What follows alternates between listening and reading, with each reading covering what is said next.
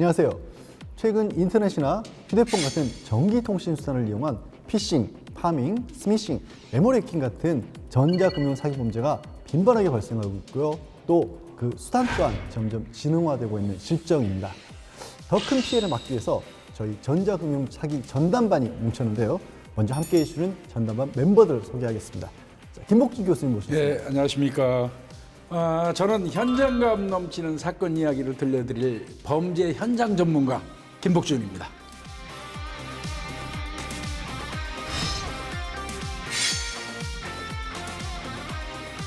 네, 안녕하십니까. 현장에 범죄자들과 피해자들의 심리를 낱낱이 분석해드릴 범죄 심리 분석 전문가 권윤영입니다. 네. 반갑습니다.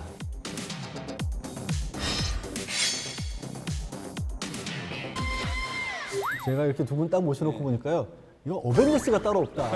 무슨 관호하고 장비를 옆에 이렇게 딱 두고 있는 그런 기분이거든요. 그 유비시네. 모시고 온 사람이고요. 이 시청자 여러분들이 유비가 되시는 겁니다. 이 두 분의 지혜와 용맹을 그대로 전달해 드리도록 하겠습니다. 저희는 실제 일어난 사건들을 배경으로 해서요. 과연 이런 사건들을 접하게 됐을 때 어떻게 대응해야 하는지 그 해결책까지 많이 알려드릴 테니까요. 이 방송 보시는 분들은 꼭 전자금융 사기 절대로 당하지 않으시기를 간절히 바라겠습니다. 예, 맞습니다.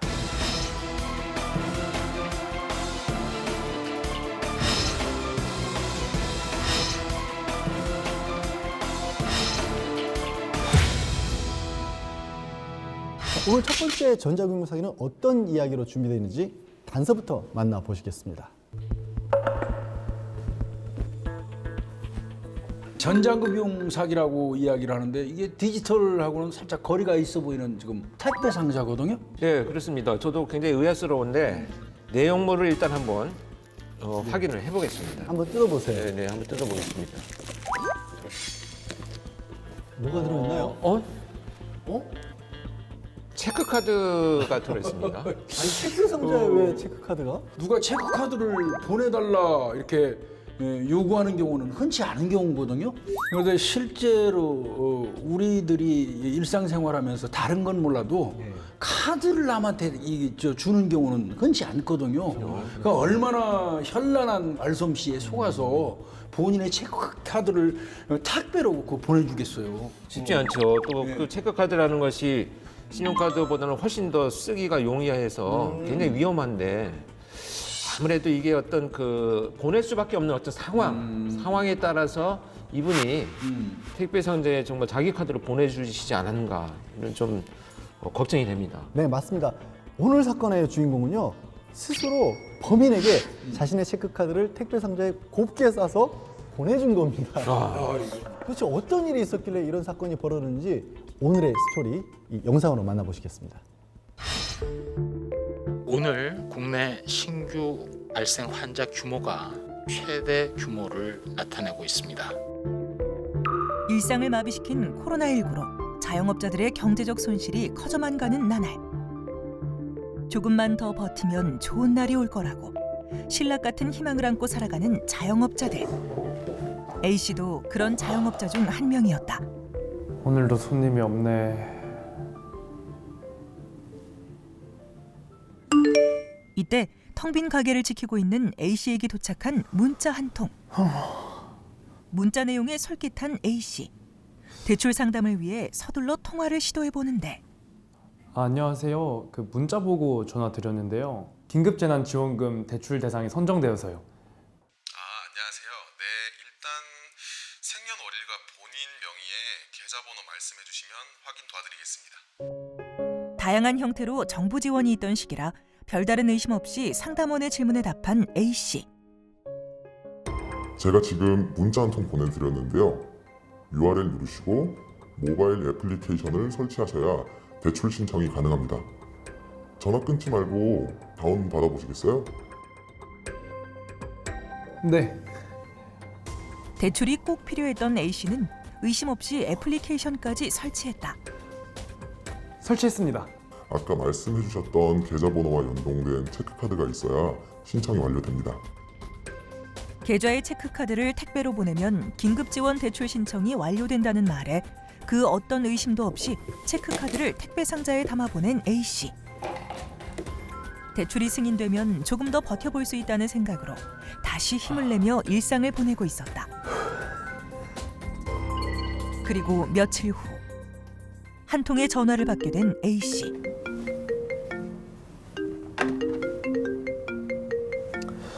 여보세요? 네, 고객님 맞으시죠? 긴급재난지원상담센터인데요.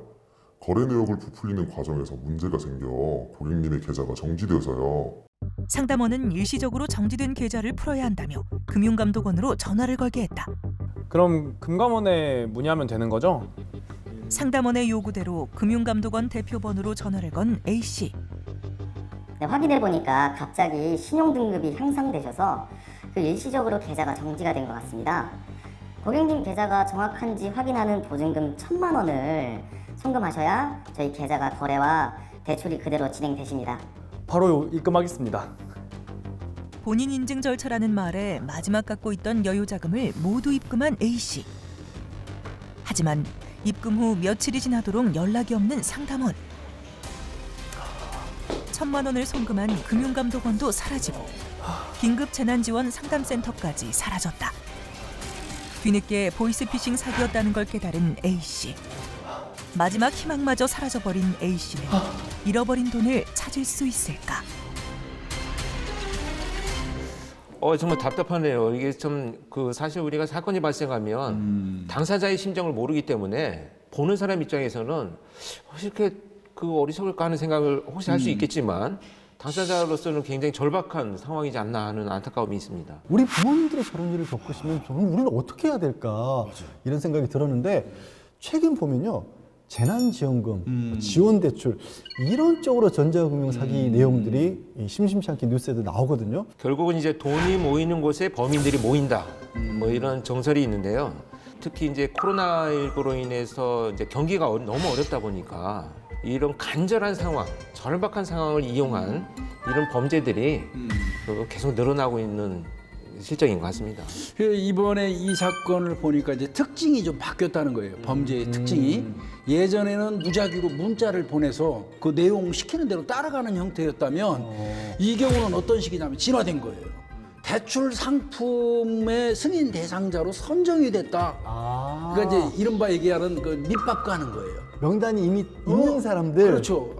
어느 날 문득 탁 보내가지고 당신이 지금 대출 승인 대상자로 선정이 됐습니다. 네. 이렇게 딱 보내주면 사람 심리가 그 선택됐다는 거야? 그러면 확인해봐야지.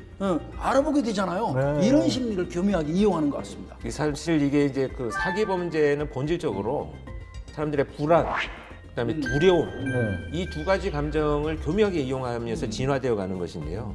그리고 지금 이런 코로나 상황으로 인해서 너무나 어려움을 겪고 있는데 그 불안한 상황에 누군가 도움의 손길을 내민다라고 하면 사실 판단의 기준을 벗어나 버리거든요. 특히 이 사건 같은 경우에도 보면 대상자로 선정했다는 김 교수님의 말씀이 굉장히 이들이 지금 진화되고 있다는 것을 그렇죠. 알려주는 키워드인 것 같습니다. 예.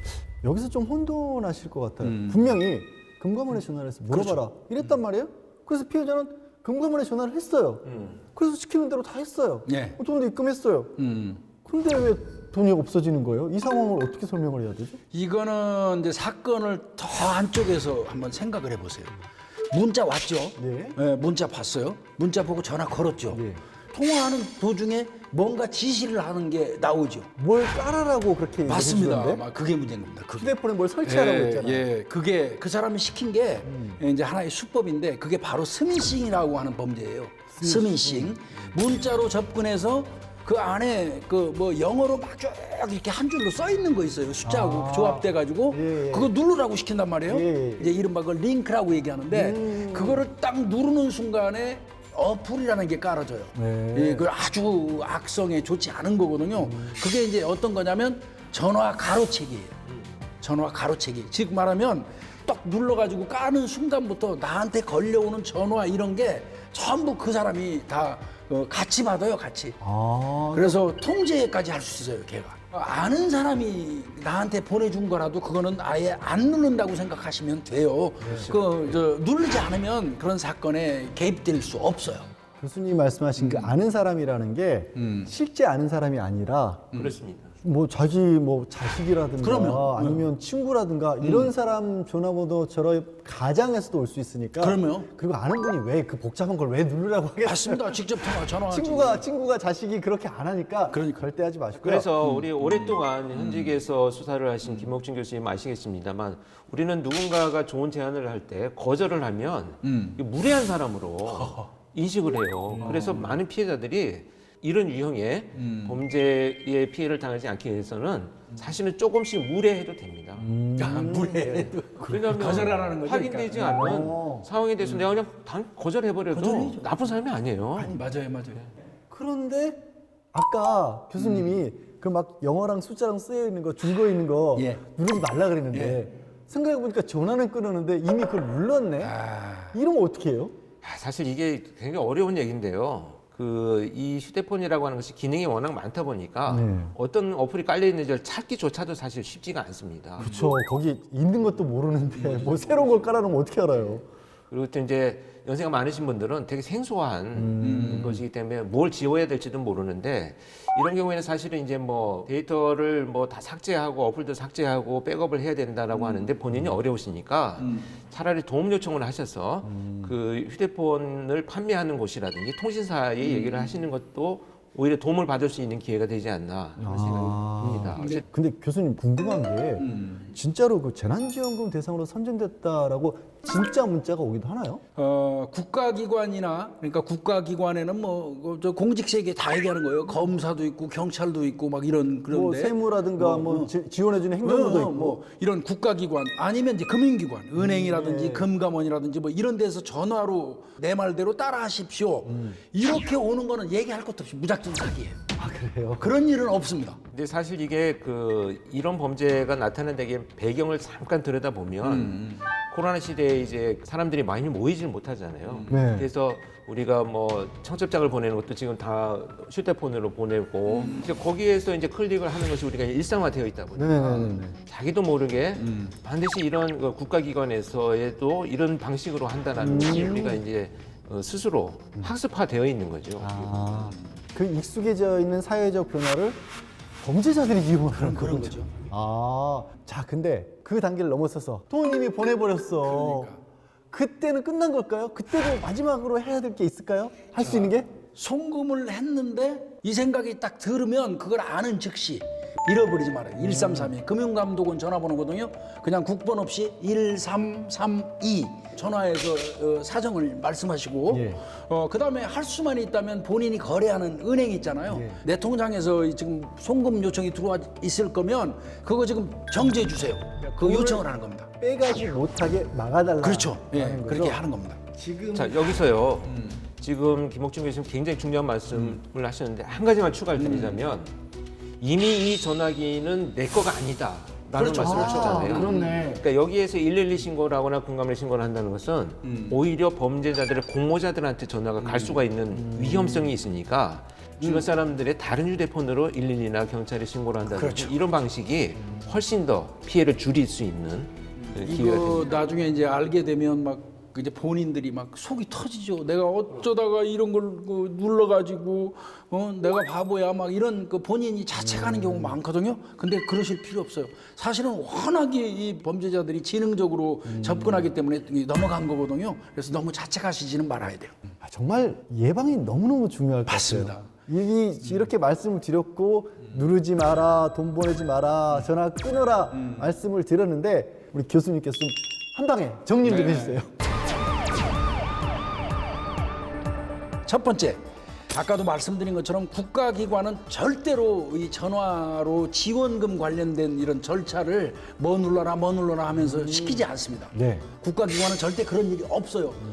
그러니까 그거 가짜라는 거 인식하시고요. 두 번째는 아까 말씀드린 거 있죠. 영어하고 숫자로 쫙 써 있는 이른바 얘기하는 링크. 네. 이거는 그냥 안 누르는 거를 습관화해버리는 게 좋겠습니다. 문자로 오든지 간에 우리가 그 깨톡하는 거 있죠. 네, 거기로 네. 오든지 간에 안 무조건 안 누르는 누르는 거예요. 거. 링크는 그냥 안 누르는 거를 생활화하시고요. 세 번째, 이게 전화금융 사기다 이렇게 눈치가 딱 됐으면 바로 이곳으로 여기 자막으로 번호 이 나가고 자막으로 있거든요. 전화하시면 됩니다. 근데 이 하나만 더 붙이면 네. 112에 신고를 해도요. 요즘에는 지급정지부터 시키고 수사 들어가요. 아. 그러니까 112도 효율적으로 이용하셔도 좋습니다. 그렇습니다. 지금 말씀하신 뭐 세 가지 또 한 가지 추가해서 말씀하신 이 내용만 그냥 기억만 하셔도 일단은 피해를 줄일 수 있는 그런 기회가 될 수 있을 것 같습니다. 네, 더 큰 범죄와 그 피해를 막기 위한 전자금융 사기 전담반 주변에 혹시라도 비슷한 일 없는지 평소에 잘 살펴보시고요. 또 오늘 방송을 통해서 배우신 예방법도 잘 기억을 해두셨으면 좋겠습니다. 맞습니다. 자, 전자금융 사기 전담반 다음 이 시간에는 더 똘똘한 해결법을 들고 찾아오겠습니다. 고맙습니다.